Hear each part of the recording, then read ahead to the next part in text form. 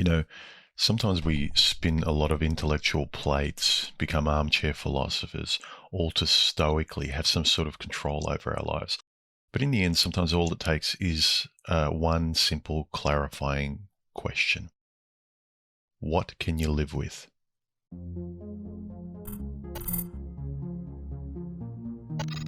Sometimes I talk to people and it's well-meaning. They're trying to find answers.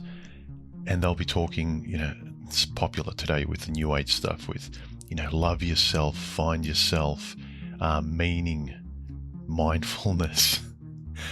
It's not about Nawalt. It's not about loving yourself. It's not about spirituality. It's not about you're the prize. Women are this. They're to blame. And sometimes it's not even about changing yourself. If you kind of know there's nothing wrong with you. A clarifying question can help the confusion. What can you live with? If you're good and you're frustrated with a lot of people, of life, and you're not doing anything wrong, but you're surrounded by a lot of pricks, what can you live with?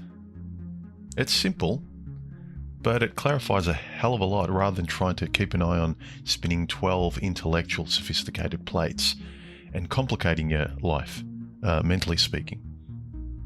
I mean, what can you tolerate? What are your boundaries? Who are you? I mean, that's a beneficial thing in philosophy and ethics for me. Okay, clarify who I am. So the simple questions are that much more potent. What can I live with then? That makes sense. That's sharp. That's black and white. There's no grey area there. But if it's kind of like, oh yeah, I can have a bit of this, I can have a bit of that, I can tolerate them, I don't like them, that annoys me, but I keep my mouth shut. I get into a relationship and that's it. She just controls me. I do whatever she says. That's why I don't. I mean, who are you? How are you prepared to hand over your time? To restructure your life, to hand over precious time that you'll never get back. The sand's running out.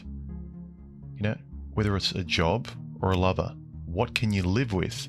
How much of your time can you give away? It comes back to a simple saying. It's an old saying, know thyself. It's really important. I'll give you an example. I have a couple of good friends.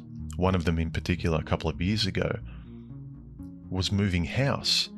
And we'd always talk about, say, in terms of the manosphere, that, really the bond and friendship of men is that much more important, about how hard it is to live with a woman and how we'd rather not. And when he was moving from one place to another, and he shares a house, whereas I've never liked sharing with strangers, I like living on my own. And he suggested, hey, human, why don't we live together? And on the surface, it sounds good, the idea.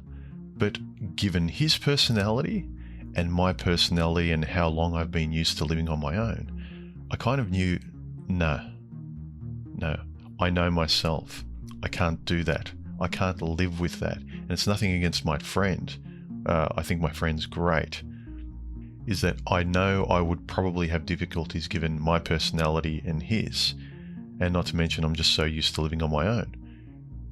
So you ask yourself really the question, project who you are, what you want, what gives you comfort and stability and peace in your life, and can you live in that situation?